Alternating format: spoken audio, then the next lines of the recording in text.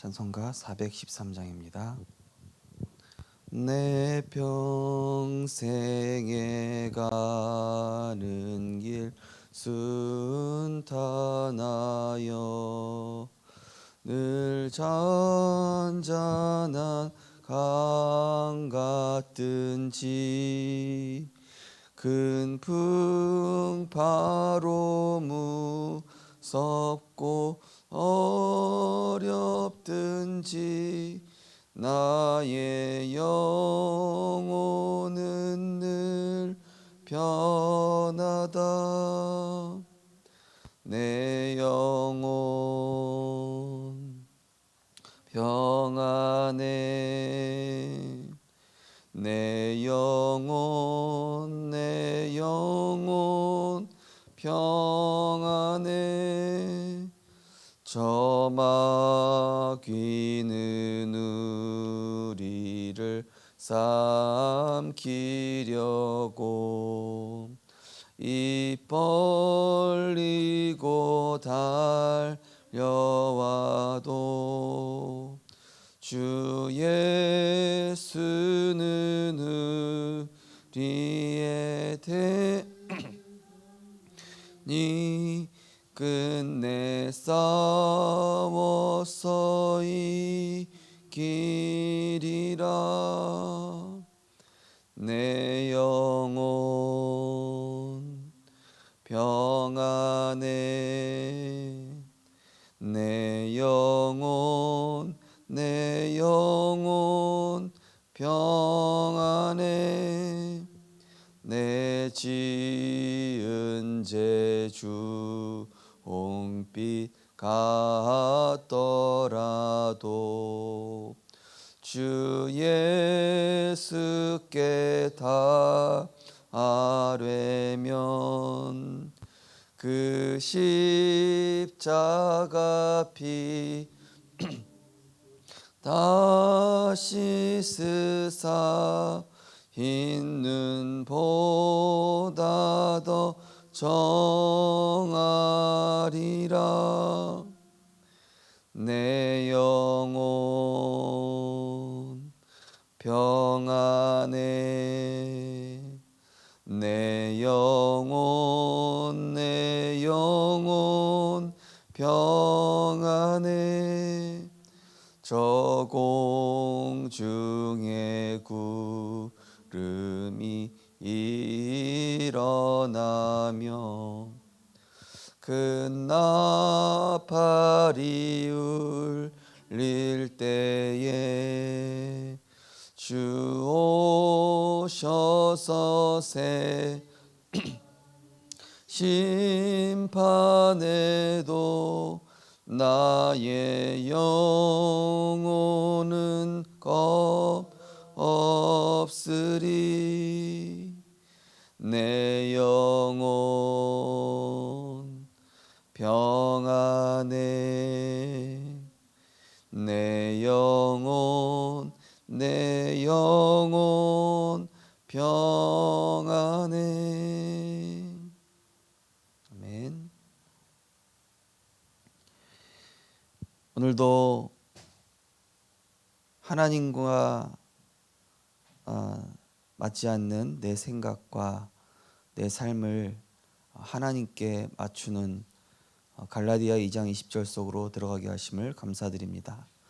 하나님께서 우리에게 어려움과 또 갈등과 위기를 주신 것은 오직 복음 속에서 성령의 인도받으며 삶의 우선순위가 은혜 받는 것임을, 삶의 목표가 전도자의 삶인 것을, 우리의 삶의 이유가 오직 그리스도인 것을 깨닫게 하시기 위한 하나님의 계획인 줄 믿습니다. 우리는 하나님의 은혜가 없이는 살아갈 수 없습니다. 하나님이 주시는 힘이 없이는 세상을 정복할 수 없습니다. 오늘도 오직 그리스도만으로 충분한 복음의 사람 되게 하여 주옵소서. 하나님의 형상 속에 말씀의 생기가 들어가게 하여 주옵소서. 모든 상황 속에 그리스도의 삼중직을 적용하고 고백하는 복음의 증인 되게 하여 주옵소서. 감사드리며 예수 그리스도 이름으로 기도드립니다. 아멘. 하나님 말씀은 사도행전 4장 12절 말씀입니다. 하나님 말씀 사도행전 4장 12절 말씀, 우리 한 절 말씀을 같이 합독하시겠습니다. 다른 이로서는 구원을 받을 수 없나니 천하 사람 중에 구원을 받을 만한 다른 이름을 우리에게 주신 일이 없음이니라 하였더라. 아멘. 오늘은 목회자와 제자의 체험이란 제목으로 말씀을 나누시겠습니다. 하나님을 만나는 중요한 체험과 답을 가지고 다른 사람에게 전달해야 됩니다. 하나님을 만나는 체험을 놓치기 때문에 축복을 누리지 못하는 것입니다. 이 체험은 거의 반대쪽에 있습니다. 반대쪽에 있다는 말은 무슨 뜻일까요? 이스라엘 민족이 노예로 가는데 여기에 응답이 들어있다는 의미입니다. 우리는 노예에서 빠져나와야 된다고 생각하지만 하나님을 떠나 영이 죽은 상태로는 노예에서 빠져나와도 소용이 없습니다. 이것을 아는 렘넌트 7명을 뽑은 것입니다. 전쟁이 블레셋 때문에 계속된 것이 아니라 이스라엘의 잘못으로 일어났음을 깨달은 사람이 사무엘과 다윗입니다. 이처럼 하나님을 만나는 체험과 답은 반대쪽에 있습니다. 이제 이 모든 사실을 알고 누려야 됩니다. 우리가 응답 받는 데 있어서 가장 중요한 첫 번째 점검해야 될 부분이 다른 사람 또 문제 환경이 지금 시급한 게 아니라 나의 영적 상태, 우리의 영적 상태가 어떠냐, 이거를 봐야 되는 것이죠. 겸허하게 내가 나 중심이었음을 하나님 앞에 인정하고 정말로 겸손하게 내 기준과 내 경험을 가지고 모든 잣대와 기준을 정했음을 우리가 하나님 앞에서 인정하면서 그 은혜의 자리에서 우리는 나를 내려놓고 하나님의 완전하심과 그 절대 주권 앞에 에스겔 선지자처럼 주님께서 아십니다. 이 마른 뼈와 같은 이 상황, 마른 뼈와 같은 나의 영적 상태, 주의 은혜로 말씀의 생기로만 살아날 수 있습니다. 그것을 대부분 핑계로 또는 여러 가지 이제 말로 이제 우리는 저기 할 수 있지만은 사무엘과 다윗처럼 우리가 하나님을 떠나 있었던 것이다. 하나님이 우리를 돕지 않으신 게 아니라 우리가 하나님을 떠나 있었다. 처음부터 하나님 이것이 하나님 계획이 맞습니까를 질문하고 이 시작과 과정과 끝 모든 일에 성령 인도 받아야 되는 게 이게 맞는 것인데 많은 사람들이 대부분 저질러 놓고 진행을 해 놓고 하나님 여기에 맞춰 주십시오. 하나님이 나한테 맞춰 주십시오. 그러다 보니 이제 사실은 무응답이나 혹은 어려움과 갈등을 통해서 하나님은 자꾸 그게 아님을 깨닫게 하시는 것이죠. 성령 인도 받고 은혜 받는 자리로 돌아가고 인간의 근본과 본업이 무엇인지를 계속 하나님 알려주고 계신 것이죠. 너의 자리는 거기가 아니다. 너의 자리는 은혜 받는 자리다. 너는 하나님의 형상이다. 어제 한 청년이 연락이 와서 목사님 회사에서 저를 이 사내 대표로 세우려고 그러는데 어떻게 됩니까? 저는 회사에서 제일 막내인데요.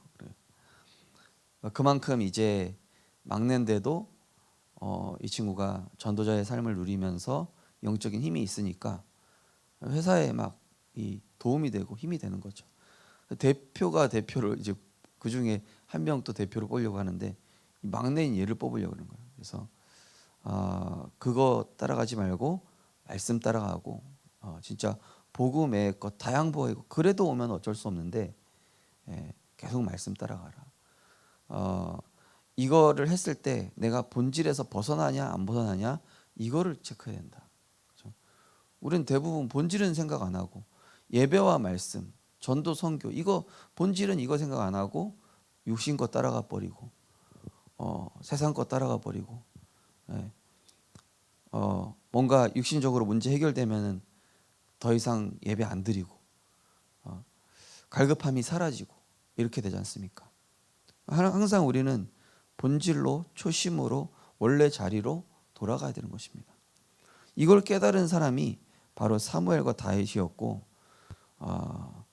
지금 노예가 아니라 노예 상태에 빠져 있다. 출애굽은 했는데 여전히 세상과 육신과 물질에 포로되어 있고 속국되어 있고 노예되어 있다. 이거를 지금 모세가 이스라엘 백성들 점검을 해줍니다. 그러니 그거 빠져나오기 위해 우리는 언약궤를 따라가고 유월절 어린 양의 피 대신 그리스도를 붙잡자. 첫 번째는 우상 제왕입니다. 우상 제왕 시대가 되었습니다. 그러나 아합 왕도 이세벨도 거짓 선지자 850명도 문제가 아닙니다. 오히려 이 속에서 엘리야는 850명의 거짓 선지자를 무릎 꿇게 했으며 호렙산에서 중요한 답을 얻었습니다. 네. 그래서 한마디로 이 문제를 그 반대편에서, 그죠? 우리는 문제를 항상 상대방 편에서 이렇게 찾는데 반대편, 그렇다면 나는 어떠냐? 나는 지금 성령인도 받고 있는가?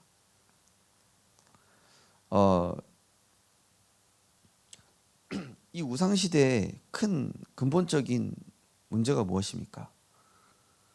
영적 지도자인 엘리야 이 한 사람이 하나님의 그 세미한 음성을 듣는 영적 시스템, 이게 안 돼 있으니까 하나님께서 호렙산으로 부른 것입니다. 그래서 그 중에 하나님의 세미한 음성을 듣게 되고 40주 40야갈 힘을 얻게 되고 또 까마귀가 이 먹을 걸 갖다 주고, 그러면서 이 엘리야가 그렇구나, 하나님은 바알에게 무릎 꿇지 아니한 7천 제자와 엘리사와 또 이 왕을 준비해 두셨구나. 나는 그냥 그저 말씀만 따라가면 되겠구나. 그저 하나님이 하라는 대로, 그저 하나님이 인도하시는 대로 나는 이끌려가면 되겠구나. 이거를 딱 보는 순간 우상과 재앙이 무너지기 시작한 겁니다. 이번 주 강단에도 말씀드렸습니다. 왜 가정과 가문의 오래된 저주 재앙, 왜 우리의 후대가 바뀌지 않으며 왜 이 영적인 문제가 계속되느냐?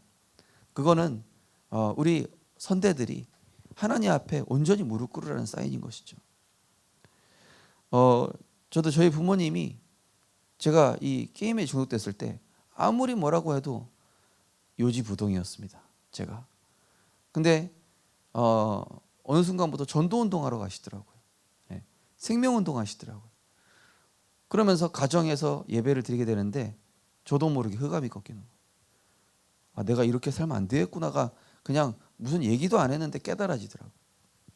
그걸 보면서 결국 이 엘리야 한 사람이 복음 회복하고 근본 회복하고 본질 회복하니까 모든 것이 정상화되는구나. 이게 무릎 꿇게 흑암 꺾게 하는 방법이죠. 두 번째로 포로 시대. 이사야는 보좌의 하나님을 보았습니다. 말씀과 함께 움직이는 천사 스랍들을 보았습니다. 이 속에서 미리 렘넌트의 언약을 붙잡았습니다. 이사야의 예언을 알고 붙잡은 사람은 바벨론의 포로로 갔어도 전부 증인이 되었습니다.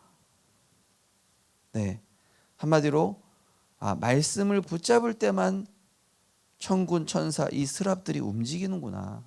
그죠? 천사가 언제 역사합니까? 언제 하나님의 능력이 나타납니까? 언제 하나님의 권능이 나타납니까? 바로 말씀에 사로잡혀 말씀 따라 인도받을 때. 그래서 수험생 렘넌트한테 얘기했습니다. 너희들이 어느 대학 가는 건 중요하지 않다. 목표로 정해놨겠지만 근데 너희들의 목표가 대학이 돼서는 안 된다. 너희들이 목표가 돈이 돼서도 안 되고 너희들의 목표가 취업이 돼서도 안 된다. 너희들의 목표는 세계복음하고 전도자고 렘넌트다. 그러면 뭐가 있어야 되겠냐? 근본적인 하나님 언약이 있어야 될 거 아니냐? 근본적인 CVDIP가 되는 너만의 언약, 너만의 기도 제목. 나는 전도자를 어떻게 섬길 것이며 앞으로 세계 선교를 어떻게 할 것이며 또 내 밑에 올라오는 렘넌트는 어떻게 섬길 것인지, 내 기능을 가지고 어떻게 세계복음을 것인지 이런 기도 제목을 적어도 성경 구절과 함께 액자로 만들어놔라. 제가 미션을 줬습니다. 어릴 때일수록 빨리 있으면 좋겠죠. 그래서 이 미리 렘넌트 언약을 붙잡도록 우리 후견인 팀에서 해줘야 될 부분이 뭡니까? 우리 렘넌트들이 매주마다 확실한 언약을 붙잡게 하면서 이것을 너의 평생 언약과 연결해라. 그죠? 매주 나오는 강단 말씀, 매주 나오는 말씀을 가지고 네 평생의 언약을 점점 구체화시켜라. 그러면은 증인되는 겁니다. 어디 가도. 네. 그래서 어떤 렘넌트가 목사님 하루에도 50번씩 억울한 일 생깁니다. 그래, 그게 너의 메시지가 될 것이다. 그게 너의 작품이 될 것이다. 그게 너의 발판이 될 것이다. 다 응답으로, 다 축복으로 바꿔라. 목사님도 그랬다. 교역자 때 진짜 나랑 안 맞는 사람들만 계속 오더라고. 근데 알고 보니까 하나님이 내게 말씀하시는 음성이었어. 처음엔 몰랐는데 복음 속으로 들어가니까 나를 현장으로 안내하게끔 하는구나. 나의 눈 열어주는 사람이고, 나의 그릇을 넓혀주는 사람이고, 나의 단점을 장점으로 바꿔주는 사람이다. 그렇게 보면 맞다. 복음 안에서 거꾸로 보면 다 답이죠. 세 번째, 속국시대. 이스라엘이 로마에 속국되었고 초대교회는 계속 핍박을 받았습니다. 그러나 여기에 답이 있었습니다. 초대교회의 모든 응답은 핍박 때에 다 왔습니다. 대표적으로 스데반의 환란을 인하여 흩어진 사람들을 통해 오히려 안디옥 교회가 세워졌습니다. 우리는 핍박과 문제를 두려워하지만 이 속에서 하나님이 나와 함께 하시는 실제적인 것을 누려야 합니다. 왜 예수께서 마태복음 16장 20절에 그리스도를 고백한 자들에게 그리스도를 말하지 말라 하셨을까요? 그 뒤에 받을 축복이 엄청나기 때문입니다. 네. 로마의 속국, 또 계속되는 핍박. 이때 초대교회는 복음으로 하나 된 것입니다. 이때 초대교회 성도는 갈보리산, 감난산, 마가다라방의 언약을 붙잡은 것입니다. 가장 어려운 시기에 우리에게 중요한 것이 각인이 됩니다. 그 이순신 장군의 난중일기에 보면은 필사즉생, 생직필사. 그러니까 죽고자 하는 자는 살 것이요, 살고자 하는 사람은 죽을 것이다. 이런 얘기를 했었죠. 대부분 큰 문제 오면은 그 문제를 피할 방법을 궁리하지 그 문제를 통해서 내가 얻을 거는 잘 못 본단 말이죠. 그죠? 문제가 오면은 막 살려고 그래요. 내가 거기서 죽어야 되는데, 내가 갈라디아의 20절이 돼서 그리스도와 함께 십자가에 못 박혀 죽고, 그렇다. 나로는 할 수 없다. 내 거는 안 된다. 하나님 주신 힘 얻어야 된다. 여기에 답이 있는 것이죠. 스데반의 환란을 통해서 늘 그 한 자리에 묶여있던, 예루살렘에 묶여있던 신자들이 다 어디로 터집니까? 유럽으로, 소아시아로, 곳곳으로. 자꾸 뭉쳐있으니까 한데. 그러니까 우리가 가정에서 일어나는 문제 잘 보셔야 돼요. 교회에서 일어나는 문제, 직장에서 일어나는 문제, 거기에요 하나님의 인도하심과 개입이 있다니까요. 하나님이 일부러 그렇게 하시는 겁니다. 왜? 세계복음화 되게 하기 위해서. 어찌 보면 이 코로나, 이것이 지금 제자들이 말씀에만 집중하는 훈련으로 다 바뀌었죠.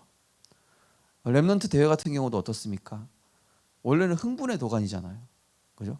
흥분의 도가니고 막 분위기에 취해서. 근데 렘넌트 대회 끝나면 훅 사그라들어서 완전히 전보다 더 다운되고. 그게 무슨 영적 효과가 있습니까? 물론 이제 효과가 있긴 있죠. 근데 이 코로나가 되면서 뭐 어떻게 됐습니까? 말씀에만 딱 집중할 수 있는 시스템이 됐어요. 네. 물론 축제가 필요 없다는 건 아니지만은 그건 무엇입니까? 이 시대는 말씀을 붙잡은 자라야 살아남을 수 있다. 이 시대는 헤븐리 파워, 탤런트, 미션을 가진 자가 아니면 살아남을 수 없다. 그래서 하나님이 실제적인 거, 그래서 우리 고백해야 됩니다. 내 생각 속에 내가 주인 되려고 하는 흑암, 내가 하나님 자리에 앉으려고 흑암, 참된 왕 되신 그리스도 이름으로 결박받고 떠나가라. 자꾸 내 생각에 묶여있게 하는 이 오래된 묶여있는 내 생각, 참된 제사장 되신 그리스도 이름으로 치유받게 하옵소서. 참된 선지자 되신 길이요 진리요 생명 되신 그분께 내 길을 맡깁니다. 내 인생을 인도하여 주옵소서. 삼중직을 적용하고 고백하고,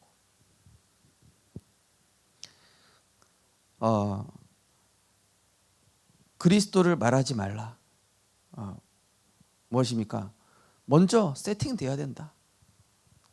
그리스도가 정말로 먼저 체험돼야 된다. 그리스도를 지식으로 전달하지 말고 체험된 그리스도를 얘기해라. 머리로 외운 그리스도가 아니라 내가 누렸고 내가 고백하고 내가 실제 믿는 그분을 전달하도록 지금은 얘기하지 마라. 정말로 그리스도를 체험한 증인 되시기를 주님의 이름으로 축원드립니다. 체험된 그리스도 얘기해야 돼. 그래야 능력 나타납니다. 그래야 천군 천사 움직입니다.